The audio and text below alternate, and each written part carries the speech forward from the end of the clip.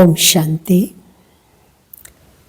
4-3-25 के ईश्वरीय महावाक्य हैं। आज बाबा ने कहा, मीठे बच्चे, जिन्होंने शुरू से भक्ति की है, 84 जन्म लिए हैं, वह तुम्हारे पास ज्ञान को बड़ी रुचि से सुनेंगे, इशारे से समझ जाएंगे। प्रश्न, देवी देवता घराने के नज़दीक वाली आत्मा है या दूर वाली, उसकी परख क्या होगी? उत्तर है, जो तुम्हारे देवता घराने की आत्माएं होंगी, उन्हें ज्ञान की सब बातें सुनते ही जच जाएंगी, वह मूंझेंगे नहीं। जितना बहुत भक्ति की होगी, उतना जास्ती सुनने की कोशिश करेंगे। तो बच्चों को नब्ज देखकर सेवा करनी चाहिए। ओम शांति। रूहानी बाप बैठ रूहानी बच्चों को समझाते हैं। यह तो बच्चे समझ गए, रूहानी बाप है निराकार, इस शरीर द्वारा बैठ समझाते हैं। हम आत्मा भी निराकार है, इस शरीर से सुनते हैं। तो अब दो बाप इकट्ठे हैं ना, बच्चे जानते हैं दोनों बाबा यहाँ हैं। तीसरे बाप को जानते हो, परंतु उनसे फिर भी यह अच्छा है, इनसे फिर वह अच्छा, नंबरवार है ना। तो उस लौकिक से संबंध निकल बाकी इन दोनों से संबंध हो जाता है। बाप बैठ समझाते हैं, मनुष्यों को कैसे समझाना चाहिए। तुम्हारे पास मेला प्रदर्शनी में तो बहुत आते हैं, यह भी तुम जानते हो। 84 जन्म कोई सब तो लेते नहीं रहेंगे। ये कैसे पता पड़े यह 84 जन्म लेने वाला है या 10 जन्म लेने वाला है या 20 जन्म लेने वाला है? अब तुम बच्चे ये तो समझते हो कि जिसने बहुत भक्ति की होगी शुरू से लेकर, तो उनको फल भी इतना ही जल्दी और अच्छा मिलेगा। थोड़ी भक्ति की होगी तो देरी से की होगी, तो फल भी इतना थोड़ा और देरी से मिलेगा। ये बाबा सर्विस करने वाले बच्चों के लिए समझाते हैं। बोलो, तुम भारतवासी हो तो बताओ, देवी देवताओं को मानते हो? भारत में इन लक्ष्मी नारायण का राज्य था ना। जो 84 जन्म लेने वाला होगा, शुरू से भक्ति की होगी, वह झट समझ जाएगा। बरोबर आदि सनातन देवी देवता धर्म था, रुचि से सुनने लग पड़ेंगे। कोई तो ऐसे ही देखकर चले जाते हैं, कुछ पूछते भी नहीं, जैसे कि बुद्धि में कुछ बैठा ही नहीं है।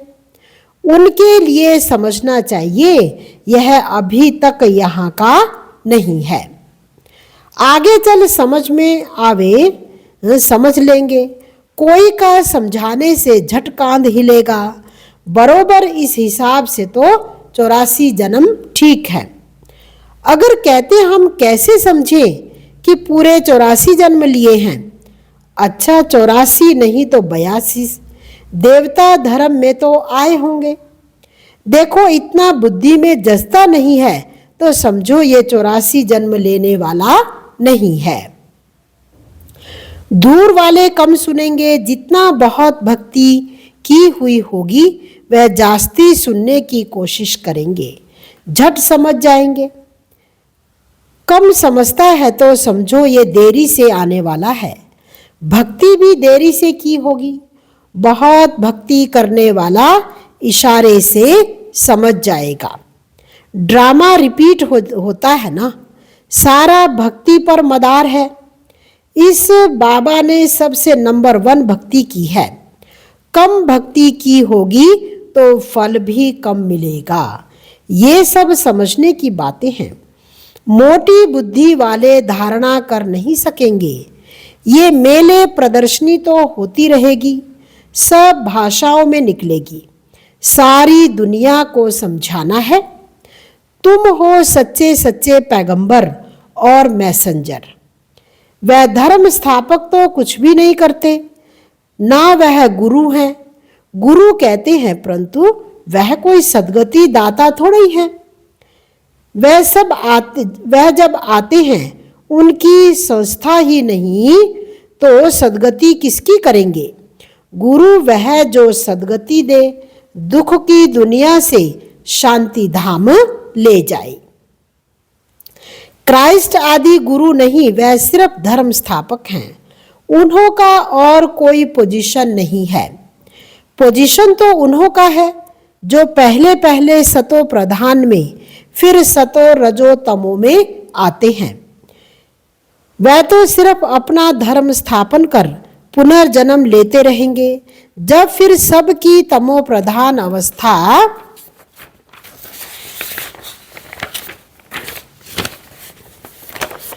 होती है तो बाप आकर सबको पवित्र बनाए ले जाते हैं। पावन बना तो फिर पतित दुनिया में नहीं रह सकते। पवित्र आत्माएं चली जाएंगी मुक्ति में, फिर जीवन मुक्ति में आएंगी। कहते भी हैं वह लिबरेटर है, गाइड है, परंतु इसका भी अर्थ नहीं समझते। अर्थ समझ जाएं तो उनको जान जाएं। सतयुग में भक्ति मार्ग के अक्षर भी बंद हो जाते हैं। ये भी ड्रामा में नूंद है जो सब अपना अपना पार्ट बजाते रहते हैं, सदगति को एक भी पा न सके। अभी तुमको ये ज्ञान मिल रहा है। बाप भी कहते हैं मैं कल्प कल्प कल्प के संगम युगे आता हूँ। इनको कहा जाता है कल्याणकारी संगम युग, और कोई युग कल्याणकारी नहीं है। सतयुग और त्रेता के संगम का कोई महत्व नहीं। सूर्यवंशी पास्ट हुए, फिर चंद्रवंशी राज्य चलता है, फिर चंद्रवंशी से वैश्यवंशी बनेंगे, तो चंद्रवंशी पास्ट हो गए, उनके बाद क्या बने ये पता नहीं रहता है। चित्र आदि रहते हैं तो समझेंगे ये सूर्यवंशी हमारे बड़े थे, ये चंद्रवंशी थे, वह महाराजा, वह राजा, वह बड़े धनवान थे, वह फिर नापास हुए ना। ये बातें कोई शास्त्रों आदि में नहीं है। अब बाप बैठ समझाते हैं। सभी कहते हैं हमको लिबरेट करो, पतित से पावन बनाओ। सुख के लिए नहीं कहेंगे, क्योंकि सुख के लिए निंदा कर दी है शास्त्रों में। सब कहेंगे मन की शांति कैसे मिले। अभी तुम बच्चे समझते हो, तुमको सुख शांति दोनों मिलते हैं। जहाँ शांति है वहाँ सुख है, जहाँ अशांति है वहाँ दुख है। सतयुग में सुख शांति है, यहाँ दुख अशांति है। ये बाप बैठ समझाते हैं। तुमको माया रावण ने कितना तुच्छ बुद्धि बनाया है, यह भी ड्रामा बना हुआ है। बाप कहते हैं मैं भी ड्रामा के बंधन में बंधा हुआ हूँ। मेरा पार्ट ही अभी है जो बजा रहा हूँ। कहते भी हैं बाबा कल्प कल्प आप ही आकर भ्रष्टाचारी पतित से श्रेष्ठाचारी पावन बनाते हो। भ्रष्टाचारी बने हो रावण द्वारा, अब बाप आकर मनुष्य से देवता बनाते हैं।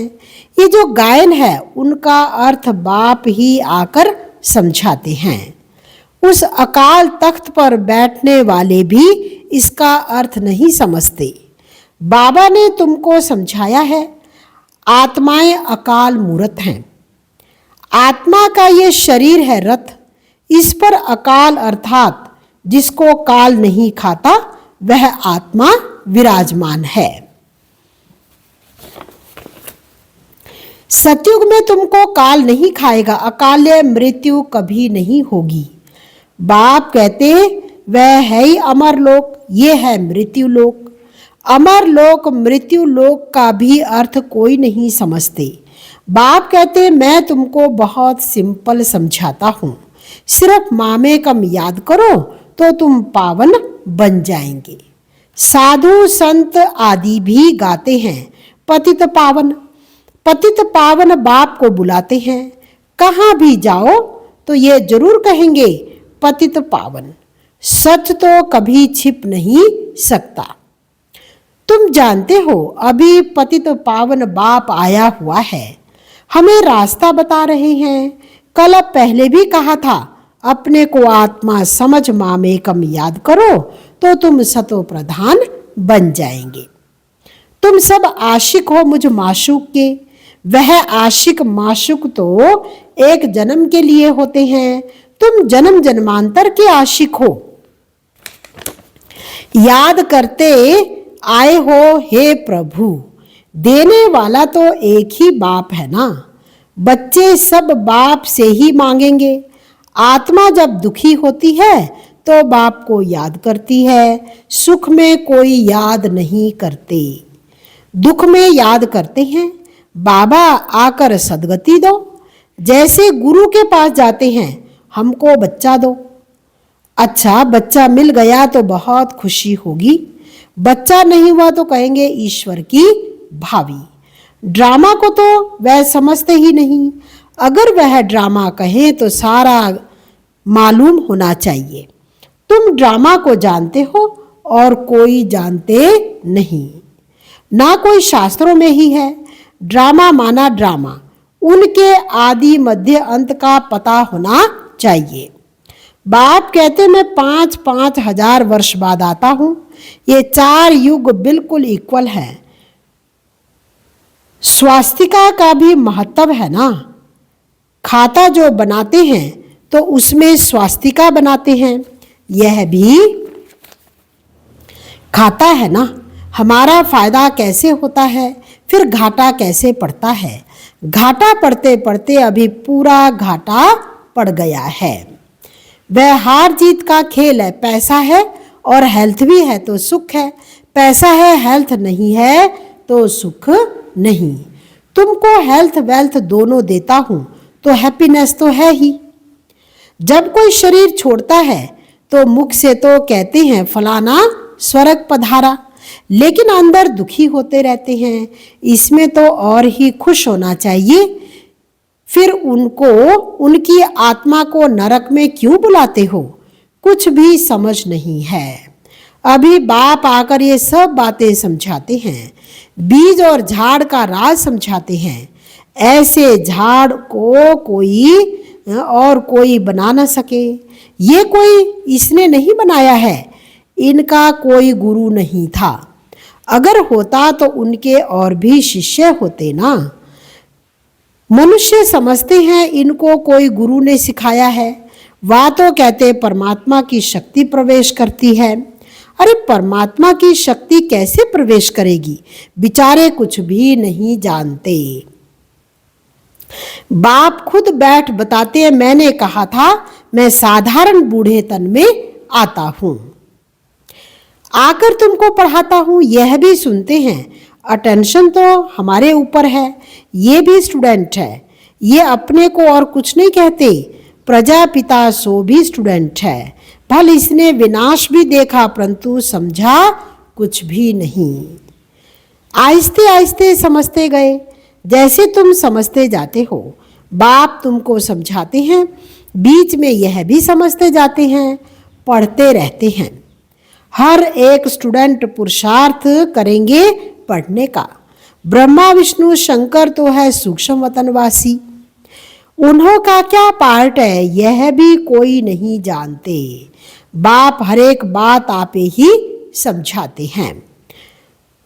तुम प्रश्न कोई पूछ भी नहीं सकते। ऊपर में है शिव बाबा परमात्मा, फिर देवताएं, उनको मिला कैसे सकते। अभी तुम बच्चे जानते हो, बाप इसमें आकर प्रवेश करते हैं, इसलिए कहा जाता है बाप दादा। बाप अलग है, दादा अलग है। बाप शिव, दादा ब्रह्मा है। वर्षा शिव से मिलता है इन द्वारा। ब्राह्मण हो गए ब्रह्मा के बच्चे, बाप ने अडॉप्ट किया है। ड्रामा के प्लान अनुसार बाप कहते नंबर 1 भक्त यह है। 84 जन्म भी इसने लिए है। सांवरा और गोरा भी इनको कहते हैं। श्री कृष्ण सतयुग में गोरा था, कलयुग में सांवरा है। पतित है ना, फिर पावन बनते हैं। तुम भी ऐसे बनते हो। ये है आयरन एज वर्ल्ड, वह है गोल्डन एज वर्ल्ड। सीढ़ी का किसको पता नहीं है। जो पीछे आते हैं वह 84 जन्म थोड़े लेते होंगे, वह जरूर कम जन्म लेंगे, फिर उनको सीढ़ी में दिखा कैसे सकते।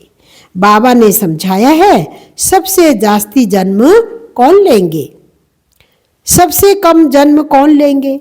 ये है नॉलेज। बाप ही नॉलेजफुल पतित पावन है। आदि मध्य अंत की नॉलेज सुना रहे हैं। वह सब नेति नेति करते आए हैं। अपनी आत्मा को ही नहीं जानते तो बाप को फिर कैसे जानेंगे। सिर्फ कहने मात्र कह देते हैं आत्मा क्या चीज है, कुछ भी नहीं जानते।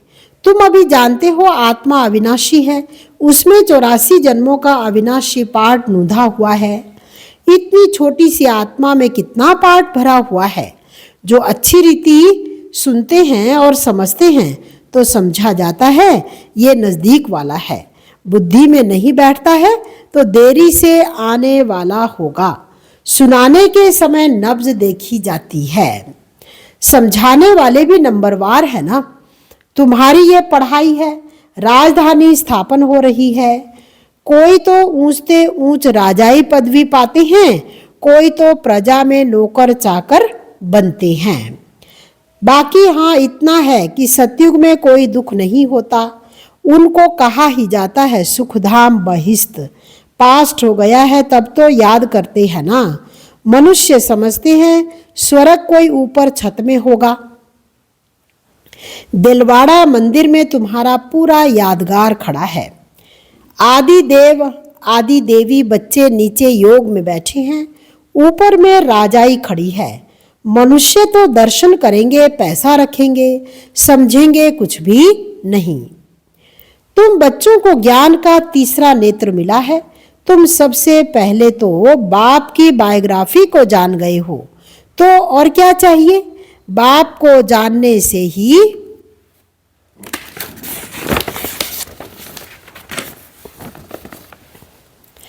सब कुछ समझ में आ जाता है, तो खुशी होनी चाहिए। तुम जानते हो अभी हम सतयुग में जाकर सोने के महल बनाएंगे, राज्य करेंगे। जो सर्विसेबल बच्ची हैं उन्हों की बुद्धि में रहेगा। ये स्पिरिचुअल नॉलेज स्पिरिचुअल फादर देते हैं। स्पिरिचुअल फादर कहा जाता है आत्माओं के बाप को। वही सदगति दाता है, सुख शांति का वर्षा देते हैं। तुम समझा सकते हो ये सीढ़ी है भारतवासियों की जो 84 जन्म लेते हैं। तुम आते ही आधे में हो तो तुम्हारे 84 जन्म कैसे होंगे। सबसे जास्ती जन्म हम लेते हैं। ये बड़ी समझने की बातें हैं। मुख्य बात ही है पतित से पावन बनने के लिए बाप से बुद्धि योग लगाना। पावन बनने की प्रतिज्ञा कर फिर अगर पतित बनते हैं तो हड गुड एकदम टूट पड़ती है। जैसे कि 5 मंजिल से गिरते हैं। बुद्धि ही मलेच को की हो जाती है। दिल अंदर खाता रहेगा, मुख से कुछ निकलेगा ही नहीं। इसलिए बाप कहते हैं खबरदार रहो। अच्छा मीठे मीठे सिकिलधे बच्चों प्रति माता पिता बाप दादा का याद प्यार और गुड मॉर्निंग। रूहानी बाप की रूहानी बच्चों को नमस्ते। रूहानी बच्चों की रूहानी बाप दादा को दिलवा जान सिकवा प्रेम से नमस्ते। ओम शांति। धारणा के लिए मुख्य सार है इस ड्रामा को यथार्थ रीति समझ माया के बंधनों से मुक्त होना है। स्वयं को अकाल मूर्त आत्मा समझ बाप को याद कर पावन बनना है। दूसरा है सच्चा सच्चा पैगंबर और मैसेंजर बन सबको शांतिधाम सुखधाम का रास्ता बताना है। इस कल्याणकारी संगम युग पर सभी आत्माओं का कल्याण करना है। वरदान है बाप और सेवा की स्मृति से एक रस स्थिति का अनुभव करने वाले सर्व आकर्षण मुक्त भव। जैसे सर्वेंट को सदा सेवा और मास्टर याद रहता है, ऐसे वर्ल्ड सर्वेंट सच्चे सेवाधारी बच्चों को भी बाप और सेवा के सिवाय कुछ भी याद नहीं रहता। इससे ही एक रस स्थिति में रहने का अनुभव होता है। उन्हें एक बाप के रस के सिवाय सब रस नीरस लगते हैं। एक बाप के रस का अनुभव होने के कारण कहाँ भी आकर्षण नहीं आ सकती। ये एक रस स्थिति का तीव्र पुरुषार्थ ही सर्व आकर्षणों से मुक्त बना देता है। यही श्रेष्ठ मंजिल है। स्लोगन है, नाजुक परिस्थितियों के पेपर में पास होना है तो अपनी नेचर को शक्तिशाली बनाओ। नाजुक परिस्थितियों के पेपर में पास होना है तो अपनी नेचर को शक्तिशाली बनाओ। अव्यक्त इशारे हैं, सत्यता और सभ्यता रूपी कल्चर को अपनाओ। जब भी कोई असत्य बात देखते हो, सुनते हो, तो असत्य वायुमंडल नहीं फैलाओ। कई कहते हैं ये पाप कर्म है ना, पाप कर्म देखा नहीं जाता, लेकिन वायुमंडल में असत्यता की बातें फैलाना यह भी तो पाप है। लौकिक परिवार में भी अगर कोई ऐसी बात देखी व सुनी जाती है तो उसे फैलाया नहीं जाता, कान से सुना और दिल में छिपाया। यदि कोई व्यर्थ बातों का फैलाव करता है तो वह छोटे छोटे पाप उड़ती कला के अनुभव को समाप्त कर देता है। इसलिए इस कर्मों की गहन गति को समझकर यथार्थ रूप में सत्यता की शक्ति को धारण करो। आज की वाणी का सार था,